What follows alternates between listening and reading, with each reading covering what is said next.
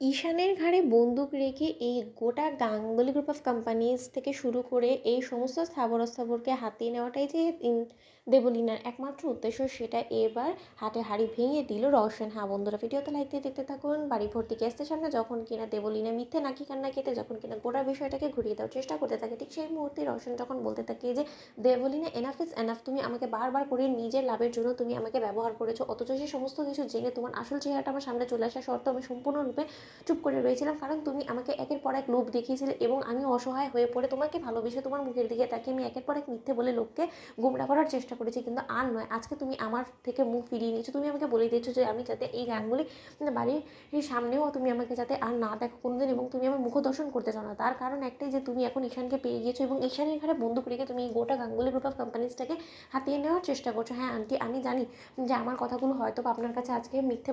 বলে মনে হবে, কিন্তু তার সত্ত্বেও আজকে আমি যে সমস্ত কথাগুলো বলছি সেটা শুধুমাত্র আমি মুখে বলবো যে তা নয়, এবং এর জন্য যথাসাধ্য পরিমাণে আমার কাছে প্রমাণও আছে, এবং এই সমস্ত কিছু প্রমাণ দেখার পর আমি আশা করবো যে আপনারা আমার উপরে বিশ্বাস করতে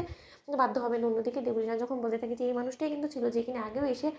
আন্টি আমার বিরুদ্ধে উল্টোপাল্টা কথা বলে আমার ক্যারেক্টারটাকে খারাপ দেখারও চেষ্টা করেছিল, কিন্তু আগেরবারও কিন্তু ও ব্যর্থ হয়েছে, এবং আমি ডান শিওর যে এবারেও কোনো কিছুই করতে পারবে না, কারণ তুমি তো আমাকে বিশ্বাস করো, তাই না? তুমি আমাকে এবারের যোগ্য বউ বলে তুমি আমাকে বেছে নিয়েছো, তাহলে তোমার চোখকে ধুলো দেওয়া তো নিশ্চয়ই এতটা সহজ নয়। এই মিথ্যেবাদীটাকে এখনো কেন দাঁড় করে রেখেছো তো সেটাই বুঝতে পারছি না। ঠিক সেই মুহূর্তেই কুসুম সেখানে যখন এসে পড়ে এবং বলতে থাকে যে কী হয়েছে দেবলীনা ম্যাডাম, আপনার মনের মধ্যে একটা ভয় কাজ করছে যে আপনার যদি আজকে পতন হয়েছে, আপনি যদি আজকে হেরে যান, তাই না? আপনার এই স্বপ্নটা ভেঙে চুরমার হয়ে গেলো, তো আপনার এই এত লোভ, আপনার এত নাম যশ খ্যাতি কোনো কিছু আর অর্জন করা হবে না, তাই তো? ঠিক সেই মুহূর্তে দেবলীনার পাশে অনুশ্রীকে দেখা মাত্র যখন কিনা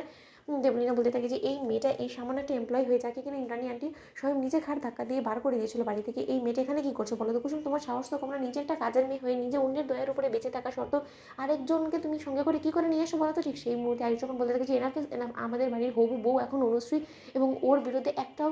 তুমি খারাপ কথা বললে তোমার জিভ টেনে আমি ছিঁড়ে ফেলে দেবো দেবলীনা। ঠিক সেই মুহূর্তে রওশন যখন কিনা দেবলীনার সঙ্গে সমস্ত কথোপকথন থেকে শুরু করে ও সময় সঙ্গে কাটানো সমস্ত ঘনিষ্ঠ মুহূর্তের সেই ছবি ভিডিওগুলো ইন্দ্রাণী গাঙ্গুলির কাছে তুলে ধরে, ঠিক সেই মুহূর্তে ইন্দ্রাণী গাঙ্গুলি হতবাক হয়ে যখন কিনা বলতে থাকে যে ছি দেবলীনা, ছি, এই সমস্ত নোংরা কর্মকাণ্ড করে তুমি আমার সামনে ভালো মানুষ সাজার চেষ্টা করেছো এবং তুমি আমার ছেলেকে খারাপ সাজানোর চেষ্টা করছো, এবং আজকে আমি পস্তাচ্ছি এই কিছু করে যে আমি আমার ছেলেকে অবিশ্বাস করছি শুধুমাত্র তোমার মতন একটা মেয়ের জন্য। অন্যদিকে যখন কিনা